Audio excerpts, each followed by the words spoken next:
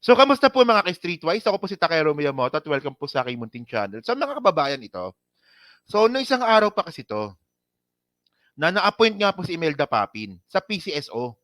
Okay? So, basahin lang natin to dito So, alam naman po natin na si Imelda Papin isang loyalista. Well, sa akin walang problema to. Kasi ako naniniwala ako na ang mga binibigyan po ng pagkakataon para magsilbi sa gobyerno sa pamumuno po ni PBBM, naniniwala po ako na ang isa po sa pinaka qualifications nila ay loyalty at saka tiwala. So alam naman po natin na si Imelda Papin po, isa po siyang totoong loyalista. So para sa akin, kung magagampanan naman ni Imelda Papin at magiging loyal siya sa isang sa Presidente Bongbong Marcos natin, walang problema na i-appoint siya ni PBBM. Okay. So ngayon mga kababayan, ito. Okay. So ang sabi dito sa balita,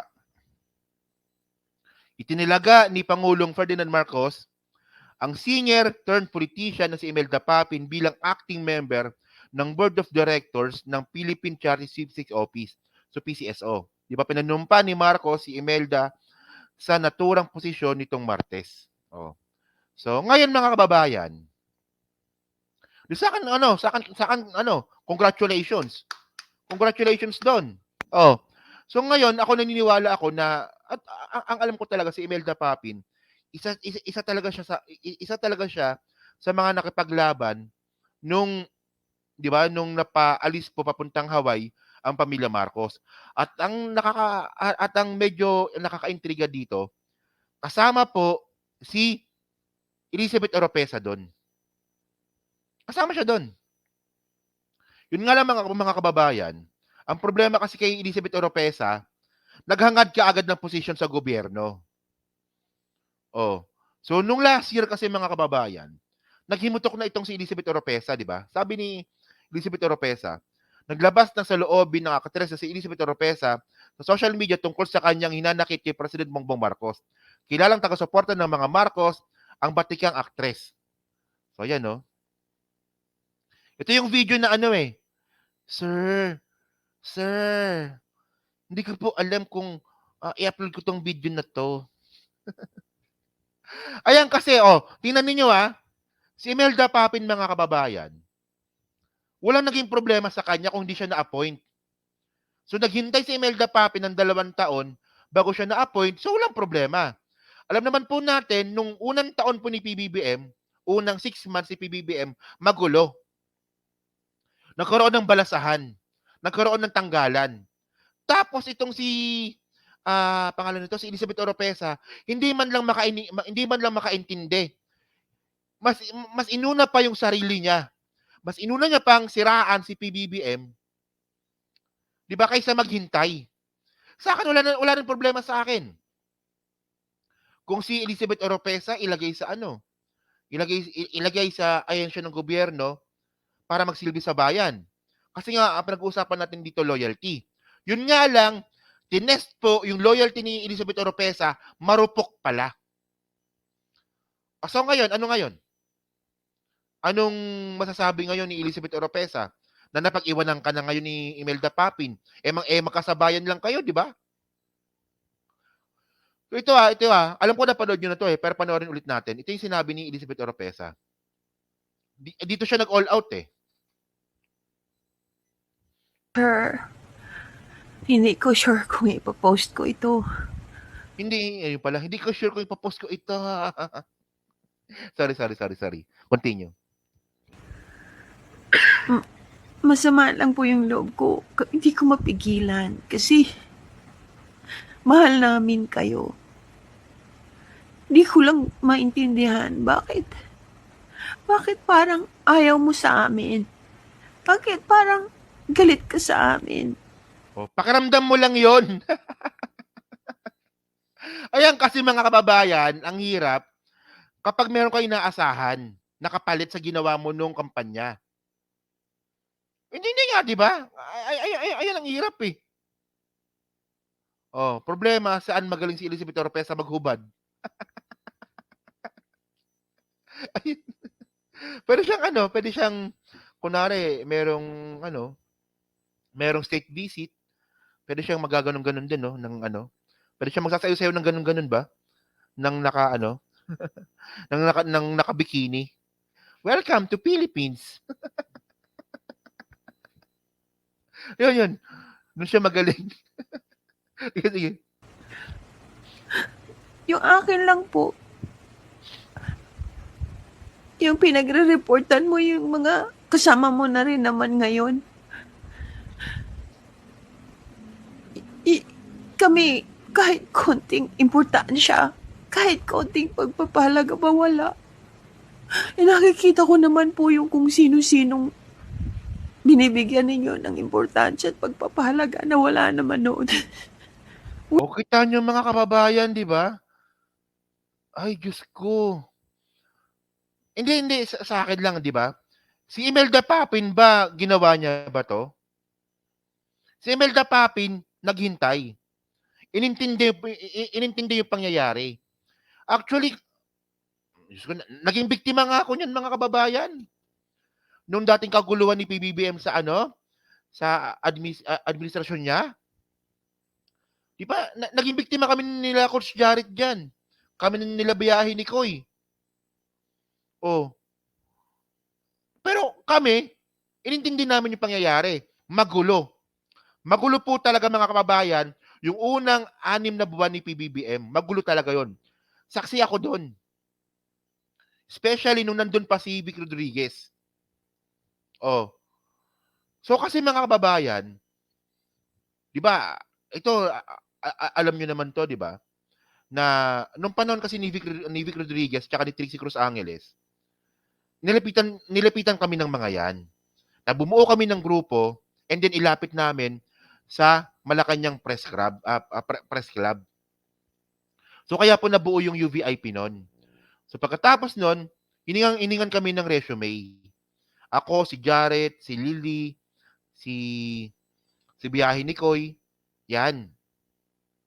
So tapos nung nagkagulo mga kababayan, yung mga resume namin na public, pinablik ni Maharlika. So, doon mga kababayan kasi, andun yung buong details ko. Yung 3 address ko nandun. Pero, hindi po ako nagkaroon ng hinanakit kay PBBM. Inintindi ko po yung pangyayari. 'Di ba? Inintindi ko yung pangyayari, magulo ng panahon na yon. Naging biktima ako ng kaguluhan na yon. Itong si Elizabeth Oropesa, hindi man lang nakapaghintay. Magulo pa nga nung panahon na yon. Tapos ikaw nang gugulo ka pa. Ayan ang ayan ang hirap kapag nanunumbat eh. Lahat naman po tayo tumulong ng eleksyon. Ako tumulong ako ng eleksyon kahit papaano in my own way. Bumili ako ng sarili kong t-shirt, pinamigay ko sa mga tao sa Iloilo. Bumili ako ng mga sticker, pinamigay ko sa mga tao sa Iloilo. Nung merong meeting di Avance, pumunta ako in my own expenses nang walang kapalit. Lahat po tayo tumulong sa eleksyon. And then, never po tayong dapat manumbat kasi po, desisyon po natin na tulungan po yung tao na maging presidente. Pabayaan natin siya magtrabaho. Ang problema kasi, yung pagtulong ninyo, naghahangan kayo ng kapalit. Ayan ang problema eh. Eh ngayon, si Imelda Papi nasa PCSO na, eh ikaw saan ka? Ano ka ngayon? Bitter pa din. Bitter pa rin to mga kababayan. Kasama sa Maisog Rally ito. Si Elizabeth Oropesa, sumama ng Maisog Rally yan. O, continue nga natin, sige.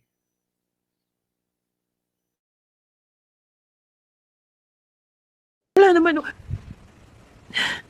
Pasensya na. Sakit-sakit lang sa dibdib. Na mahal namin. Magulang mo. Kayo. Parang, ang sakit na kahit yung leader man lang. Hindi mo maisip. Yung para bang may ma-report kami sa mga tao. Linikom namin noon. para masa Ano ba kasi pinangako mo sa mga tao? Bakit ka magre-report sa mga tao? Ano ba pinangako mo? Di ba? Ang sak- ang sak- sabi namin yung totoong nagbigay ka ng importansya ng kaunting pagpahalaga. Yun lang. Yun lang. Sana wag mong masamain itong mga sinabi ko. Hindi mo ko kaaway. Kakampi mo ko. Hindi mo kami kaaway. Kakampi mo kami. Salamat po, sir. Papampam, ang walang yan na yan, no? Oh. So ngayon, sige Takero, inisin mo. So ngayon, ito yung ano ito yung sinabi niya nung ano, nung nakakagulo pa. O kasi mga kababayan, kung naghintay ka lang sana, katulad ka na sana ni Imelda Papin ngayon, na makakapagsilbi ka ngayon sa taong bayan. So ngayon, tingnan niyo loyalista daw po siya. Loyalista daw po siya. Pero ito na yung sinabi niya ngayon. Ito na ba yun? Ito na yung sinabi niya ngayon. Nung maisog rally. Ito na, tingnan niyo Maraming salamat sa pagkakataong maipakita ko ang suporta ko sa dating Pangulong Duterte dahil hinahangaan ko siya noon pa. Kinampanya ko siya. Hindi ko siya pwede pabayaan ngayon dahil ayaw ko magkamali uli. Dapat tulungan ko at suportahan ang sana tumakbo siya uli. Sana para ay. Kaya ka din na-appoint, bobo ka kasi. Tatakbo saan, presidente? Hindi nga pwede. Isipin niyo, tinan niyo oh. suportahan ang sana tumakbo siya uli. Sana para kasi hindi ako nagkamali sa kanya. So ito mga kababayan, halatang wala talagang alam. Wala talagang alam si Lauro kasi ang sabi ni Lauro, sabi ni Elizabeth, sana tumakbo ulit si Digong. Saan bilang presidente. Isipin niyo ang paglalaban ng maisog rally is dapat protect the Constitution. Tapos ngayon, ang sabi nila Lauro Pesa, tumakbo ulit na bilang presidente si Digong. So hindi na po pag-protect sa hindi na po pag-protect sa Constitution 'yun. Wala talagang utak, walang yan na to, no? O, di ba? Oh. Isipin niyo, di ba? Sabi ni Digong, protect the Constitution, bawal ang term extension. Dapat ang presidente 6 years lang. Tapos sabi naman nila Oropesa, dun sa Maisog Rally, ay Digong, ito, lamasin mo ko. Lamasin mo ko. Tumakbo ka ulit. Tumakbo ka ulit. Hindi na hindi na para sa Constitution yun. Hindi na protect sa Constitution yun, na pinaglalaban ng kapag na maisog. Wala talagang utak eh. Di ba?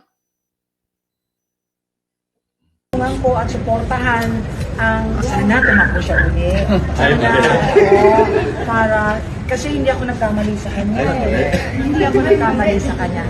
Ang laking tulong at pakinabang ng mamamayang Pilipino ng buong Pilipinas nang siya ang presidente. Nandito po kami para sa inyo. Dito kami para sa inyo. Walang yan to, no? Walang yan talaga, balimbing, no? So, ayan po yung bita pag hindi po na-upload sa PCSO. Yan, no? So, dyan po, no? So, dyan po sa 1,800 mga kababayan, no? Speaking of PCSO, mga kababayan, na kung saan nga po na-appoint itong si Imelda Papin. So, ngayon, ito na ba yun? So, ngayon, kasi dito magiging involved na po si Imelda Papin dito. So, ito nangyari ito noong June 4, 2024, no? Lotto meets E-Games PCSO, Mel Robles, DFNN, Ramon Garcia, converge in online gaming summit. So, dahil nga po si Imelda Papin po ay mapapasama dyan po sa PCSO, so, syempre, mapapasama din po sa credit sa mga susunod po na pagkakataon sa mga magandang gagawin po ng PCSO. So, ang maganda kasi dito, no, ang gusto ni Mel Robles dito is pababain po yung tax. Okay? Two of the country's biggest movers in the gaming industry were among the top two leaders at the Sigma Asia in 2024 tour in SMX Asia, di ba? Philippine Charity Civics Office General Manager Mel Robles and DFNN Executive Chairman Ramon Garcia Jr. were quizzed by panel host Patrick Kinghorn from Pronet Gaming Asia, di ba? Robles and Garcia discussed the impact of tax cuts on gambling winners in the Philippines, tax adjustment, social implications, and gambling regulations. So, sana, ewan ko lang kung kasama na si Imelda Papin dito, no? Ay, teka, hindi ko pala isama. Ito pala. Yan. Ito pala yun. Hindi ko pala nailipat. Ito pala, si Mel Robles. So, yan Lotto, Meet, E-Games, PCSO Mel Robles, DFNN Ramon Garcia converge in online gaming summit. So, ayan yon. So, naisama ko lang itong mga kababayan kasi nga po, dito rin po na-appoint si Imelda Papin. Na ako, naniniwala ako na inggit ngayon itong si Elizabeth Oropesa. Elizabeth Oropesa, sana, andito ka sana, sa mga achievement ng PCSO, ngayon wala ka. Habang buhay kang bitter. Di ba? So, dito mga kababayan, ang gusto pala ni Mel Robles dito, pababain yung tax cut sa mga nanalo po sa Lotto. So, ang akala ko ba, ito sabi ng mga DDS akala ko ba yung PCSO kurakot? Akala ko ba yung PCSO ay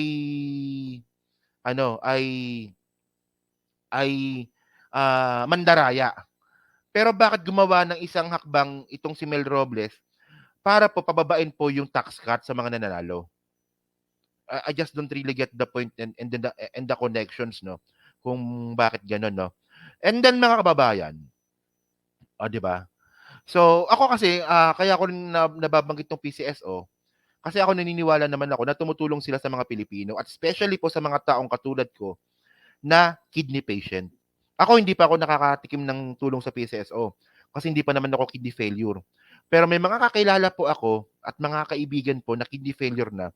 Kasi kami, parang isang community kami ng mga may sakit sa kidney na natutulungan po ng PCSO. At nakakatuwa dito mga kababayan na gumagawa ng paraan ang PCSO ngayon para po linisin yung dating madumi na PCSO na ginawa po ni Sandra Cam at saka ni Digong nung si Digong ang presidente. At ngayon po, kahalili na po dito si, pangalan nito? Si Imelda Papin. So nakakatuwa lang. Di ba? So yun mga kababayan, no? So dyan po sa 1,600 po nanonood. So hindi pa po nakakapag-like. Di ba? Balik na lang po ng video po na to. Dyan po sa team replays. Ano nga po mga sabi nyo nga po dito sa ginawa pong pag-tax cut ni Mel Robles dito po sa mga winners po ng PCSO.